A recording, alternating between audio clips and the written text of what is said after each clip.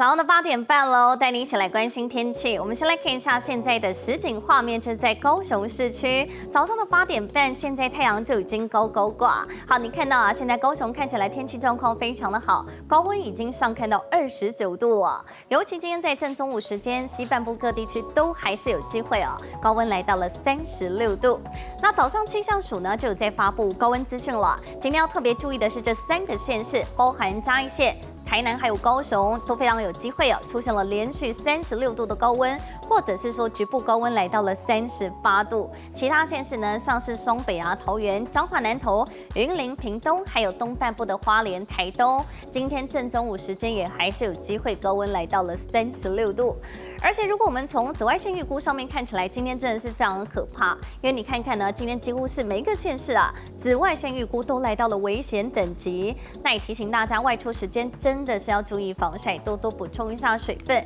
因为今天呢还是受到西南风的影响，白天天气状况非常的闷热，所以户外活动呢还是要慎防，可能会有中暑的情况发生，要多多补充一下水分了。但我们提醒大家，明天开始呢就会比较明显的变天喽。好，我们先来看一下今天的地面天气图，我们是受到高压笼罩的影响，今天天气状况非常的稳定。但你来看到明天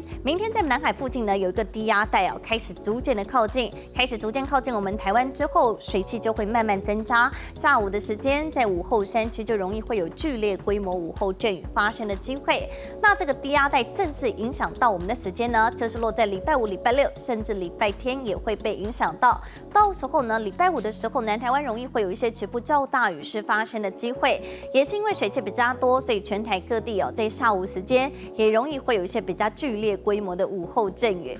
好，我们就透过这张降雨上面的最新趋势，带您了解接下来这几天降雨方面的最新状况。我们先来看到今天呢，今天要特别注意的是，在下午时间还是容易在靠近山区会有一些午后阵雨发生的情况。那明天呢，就是刚看到了这个低压带开始逐步的接近，尤其是下午时间，各地区午后雷阵雨的范围又开始扩大，时间也跟着拉长。那不过这个低压带正式影响到我们的时间是落在礼拜五